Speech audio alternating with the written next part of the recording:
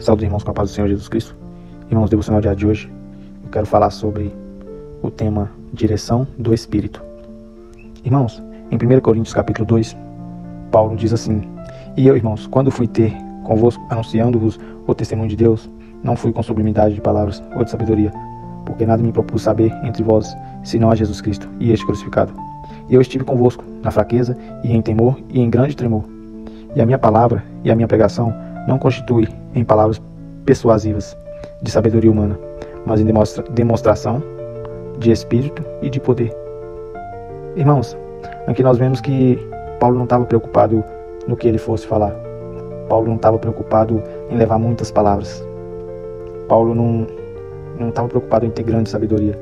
Mas a única coisa que ele se preocupou em levar foi Jesus Cristo. Foi levar em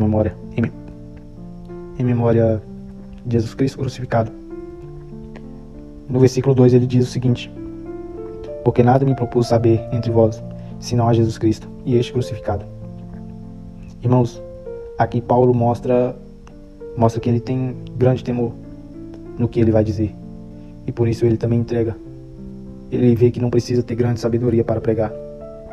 Ele vê que não precisa ele ter muitas palavras, mas que a única coisa que ele precisa é da direção do Espírito. A única coisa que ele precisa é de Jesus Cristo no coração. Paulo estava em momento de fraqueza. Estava em momento de temor e de grande tremor, como diz no versículo 3. E diz o seguinte no versículo 4: A minha palavra e a minha pregação não constitui em palavras persuasivas de grande sabedoria humana. Mas por que não estava em grande sabedoria humana, irmãos? Porque Paulo estava focado em Jesus, em falar de Jesus, não de humanos. E continuando no versículo 4 diz: Mas em demonstração de espírito e de poder.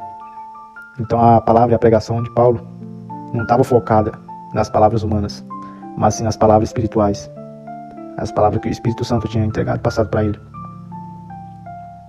Por isso o tema é a direção do Espírito.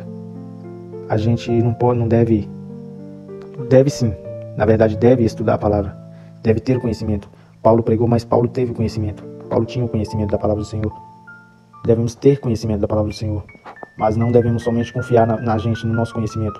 Devemos confiar no Espírito Santo, em poder falar: Senhor Deus amado, a direção está em tuas mãos. O Senhor me guia, o Senhor vai falar, o Senhor falará por mim. A gente devemos nos dispor e deixar que o Senhor tome de conta, né?